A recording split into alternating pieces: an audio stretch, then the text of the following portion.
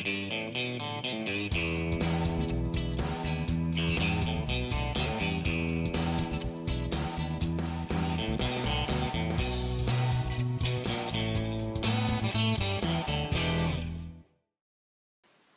YouTubers, Harry Houdini here down in Australia. Now look, I am fidgeting for something to build, but the Aero Sand, it's built and ready for paint, and the BT7, it's built and it just needs a bit of photo etch and paint, and the Skoda is sort of there, it's been painted for bloody ages, just needs me to weather it, and the Hetzer, oh, it's painted, it's basically just waiting for me to weather as well. But speaking of weather, well, our weather's crap, it's raining and it's horrible, and it's not good weather for weathering. Well, look, the weather's just shitty, it's not good for painting. I don't want to get the airbrush out when it's like this, it's too bloody wet and humid, and it just doesn't work. Anyhow, I need something to glue, okay? Need something to build. What can I do? I've got a bloody, can't start on another tank. I've got a whole bloody brace of tanks there, need to finish. And I've got battleships back there, need doing. So what am I going to do? Need to start another aeroplane. It's obvious. Now, there's a couple of group builds on, but they all want planes that I don't have in my stash. And I'm not racing out and bloody buying any at the moment. I've got a bloody ton of bloody planes down there. So, what do I want to build? I want to build a Spitty. Now, I picked this one up at the Riverside Modelers Club, my local hobby club who meets in Brisbane every month. And Shane said, "This is a good one, Harry." He said, "You'll have no trouble with this," because he known the problems I had with their group build, the P40E from Amtech. Pulled my hair out on that one, so did everyone else. And he said, no, you'll love this. It's a really easy build. It just falls together. And that sounds great. That's just what I want. I want something nice and easy and fun. So it's an Academy Spitfire, right? Let's open the box and see what's in the kit. Right, well, here's the kit box, and I really like this, the artwork on it. And I like these invasion stripes. I've always wanted to build a Spitfire with those on. So this just fits the bill for me, and it's exactly what I need right now. Now, this kit is an oldie. Some lovely piggies on the side here. It makes no bones about it. Where does it say? Yep, it says quite clearly down here, 1996. Okay, so, you know, there's no qualms there. They're not pretending to be anything else. It's not one of these Tamiya kits that tells you it's reboxed and re-released and redone and restrung and you get redone. No. It's a 96 kit. That's okay. It's 20 years old. That's all right. Okay? But the thing is, what's it like inside? Now, there's nothing bad I can find online about this, but let's see what it's all about. So, let's have a look at the instructions first. All right, let's see what they've got to say. So, pretty sort of ordinary little book style instructions, which is kind of typical from Academy as far as I can tell. Bit of a blurb here, tells you about it. That's all very well and good. And step number 1, fairly easy. Building up the interior of the cockpit, the seat. There's some indications of how it fits together there. That all cradles there into the body, and don't know what we've got for the instrument panel, whether we've got a decal for that or it needs dry brushing. We'll have a look at that in a sec. There may even be a kit we can get to spruce this up, you never know. And then there's some more bits and pieces there for the interior, and that all looks fairly easy. Nothing difficult there. Nothing that Harry Houdini can't do with his eyes closed, or well, with his best reading glasses on. Okay, then we get into some stuff here on the wing assembly. As it says, main wing assembly. Look at that, even tells you what's going on. And there it all is. Colour callouts are all the way through, and we'll see. There doesn't seem to be any indication of any numbers there for paint manufacturers, but it just says light grey gunmetal. You know, you just go and find one that fits. So there we go. Down, and we've got the plane practically assembled, and we've got something looking like a Spitfire already by the time we get here to step 6. So not much more. Step 7 is merely getting the underside on, bits and pieces there, and then we get the gear in, the wheels, all right, and well, that's all part of step 7 too, actually. and a little bit of an indication here about how the prop and the wheels sit and everything like that, and the angles. It's all pretty standard stuff. And step 8 is the canopy, right? And you've got a little option here to have this little flap open, which is rather sort of snappy, so you could have the canopy pushed back, I suppose, have this little flap open which allows your pilot to come in and out. It looks quite good. Doesn't seem to be a pilot with this one, but that's right, that doesn't worry me. And here's the painting guide, fairly simple.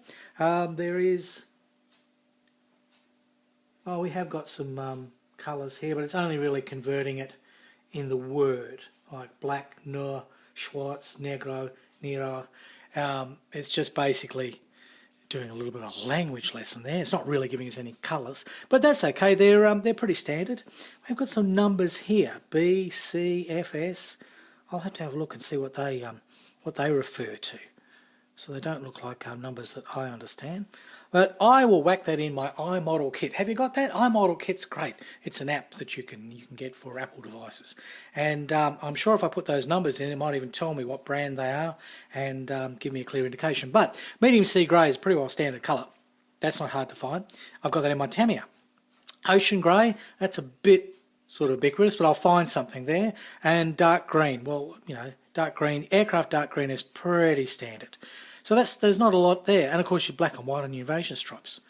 And a little bit of yellow, a little bit of clear blue, it says. So that's all very easy. And that sort of feels like it. It feels like there's another page there. There's something I'm missing. Oh look, we've missed a whole section. I thought it was a book. There's a whole middle bit. Oh goodness me. No wonder it seems so easy. We missed out on all of this. So there's more of the fuselage here. There's the exhausts here and the manifold going on. There's your propeller. I wondered when that got put on. Didn't see that. And the rear tail assembly, and then putting together and creating the tyres. Bulge tyres and hubs. Well, there you go. They're bulged. They've got a little flat spot on them by the looks of things. Might have. We'll have a look when we pull the kit to bits. So there you go. Tricked Harry Houdini, that one.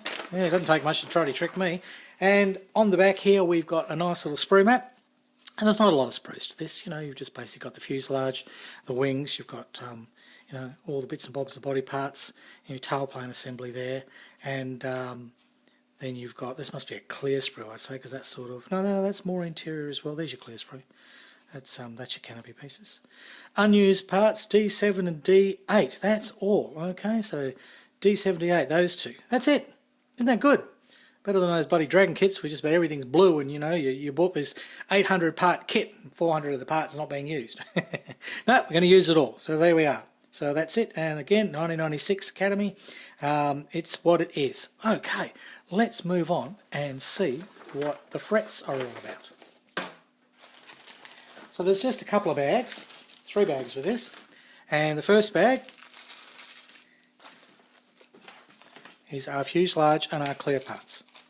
So let's see what you get for your money.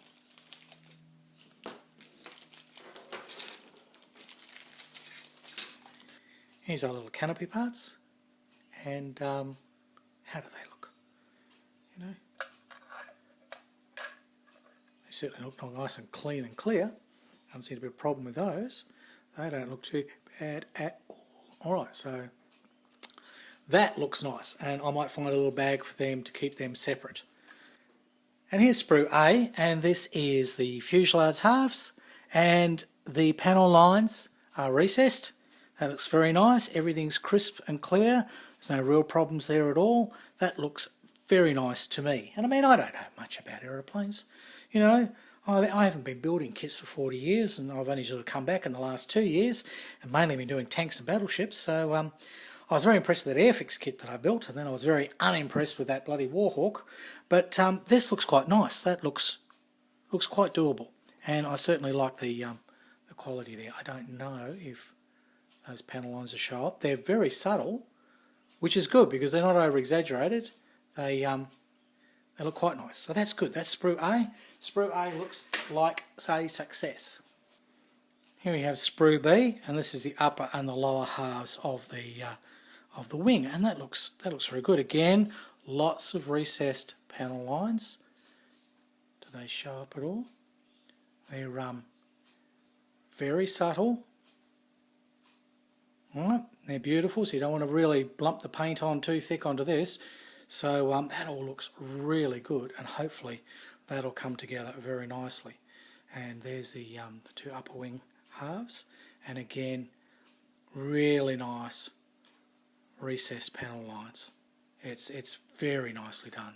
I'm hoping that this, with a bit of gentle painting and a bit of gentle panel line, it's going to come up really good. And the detail inside the little wheel holes there, that looks good too. It all looks really nice. You know, it's pretty good considering it's 20 years old. It looks remarkably good. Plenty of detail, nice and crisp, clean, no flash. You know, no real issues at all. I mean, you won't know till you build it, but so far it's looking really good. Now we jump to Sprue D, because that was in the same packet there as Sprue B, and it sort of looks like there's a whole bit missing here, doesn't it? But that's how it is. So let's look at this little section here first. That's the tail planes, and again, it's nicely detailed, nice and subtle, very faint panel lines. I don't know if you're going to pick them up. Is it going to show those? It's very nicely done, very subtle, very nice indeed. And then there's a few little pieces here. This looks like the machine guns, they look very nice, and some tiny little pieces here. That's something to do with the interior, and these look like wing guns as well, and some sort of little flappy things. So that looks fine, that looks really good. Okay, so no problems there. Not much on the underside. Nice little arcading pins, so everything goes together. Those are those two parts that we don't use. Apart from that, everything else on there gets used. Okay, let's move on to Sprue C. And here we have Sprue C, and this contains most of the bits and pieces you're going to need. There it looks like propeller blades, and these are the cowlings for underneath the wing there. That is the housing for the propellers. So that looks pretty exciting. That'll be interesting to build. We've got wheels, and yes, they have got flat spots. That's really good. It's really nice, isn't it, to see that? And then there's your housings for your wheels, the little flaps that go up under the undercarriage. What are they called? What are they called? The gear flaps. Is that it? I don't know. There's your exhausts, and there's a few other little bits and pieces here, and there's the cockpit stuff, and there's that instrument binnacle. Let's see, see if we can get that to focus. Well, there's some detail there, isn't there? We might be able to get a wash on that and do a bit of dry brushing. So that doesn't look too bad at all. It's very clean sprue. I don't see any flash anywhere at all. Not really any sort of injector pin marks are all on the underside here, which is great because that's basically the parts that are going to be glued down. There's some lovely little pieces here. I think they go in the cockpit. There's some lovely stuff in this kit, and I can't see with my wobbly eyes that there's anything wrong with this at all. You know, it's pretty detailed actually. I'm quite amazed. I expected it to be a lot softer. For a kit 20 years old, I thought, well, it's probably going to be a little bit soft, the way with much detail. But no, look, quite frankly, it may not be up there with the latest kits from, you know, Airfix and Tamiya and who knows what, but I think this is going to build up into a very nice little kit. The detail's good, the parts are all clean and clear, and it's really not going to be that hard to build. Now, the only other thing we've got in the box is some decals, and they're a bit damaged from, sort of a bit silly really. They went in a separate bag and they sat there and they've been damaged by some of the sprue, but it's only the invasion stripes that have been damaged, and quite frankly I don't know if I'd use the decal there. I'd probably just mask that up and paint it. It's not really that hard, you know. Invasion stripes, you know, put the Tamiya tape straight across and spray. How hard can it be? Alright, but the important parts, they're all there. Might need to use them on the side of the hull there. That might be a bit tricky to get them in, because I don't know if I can separate. No, I can't separate the rondelles. So I'll have to use those as they are. That's okay, but on the wings, they're all separate. No problem there at all. And the rondelles will sit out on the tips. So basically this should be pretty good. Should be good. So there you are. That's everything there is. Oh, those are the only bit of cockpit detail you do get is, see if I can get that to focus for you. They look like the straps of the pilot. But you know what I'll do? I might do my research, and see if Edouard doesn't have a little kit for this. I'm sure they would. Something simple, nothing too complicated, and you never know, that might just add that little bit more to this, and you know, make the cockpit bling, just like it did on my Skyhawk, because I was really impressed with what it did to that Airfix Skyhawk. So we'll see. If not, I don't think there's any real issue in building this kit out of the box. Wow! What did you think of that? It's a good little kit, isn't it? Well, it looks like it. You know, the parts are all nice and clear and crisp, and panel lines are just magic, and you know, it's all there. There's enough detail. It's pretty mighty, and I'm pretty happy with that. And I think it would build out of the box and be a very nice kit. But I did my research, and I found Edouard does do an interior for this, and isn't that snappy? Look at all that stuff. So that's a possibility. I could add that Edouard cockpit interior, but I don't really need to. I mean, it's pretty nice just out of the box. So we'll see. And that interior from Edouard is about the same price I paid for the kit. A couple of shekels, you know, 2 shekels. Ah, it's not much. What can you buy for 2 shekels these days? Not much at all, no. So I'm pretty happy with this kit, looking at it out of the box. And I think it'll build up really nicely. And that's what Shane said. He said, Harry, mate, this is a good kit. You'll love it. It just falls together. And that's my hope, that it's just going to be a joy to build and I'm going to have some fun. And I'm not too worried if it's not exactly accurate. And you know, I'm not worried if the inlet manifold angle is half a degree out and 1 millimetre. Don't care, okay? Now, don't want to lay too much crap on your rivet counters. If you're interested in that much accuracy, great, good on you, that's fine, okay? But it doesn't really worry me. As long as it looks like a Spitfire and it's easy to build, and at the end I like the look of it, and I'm happy and I've enjoyed it. That's all I'm trying to get out of my hobby. That's what I'm doing modelling for, all right?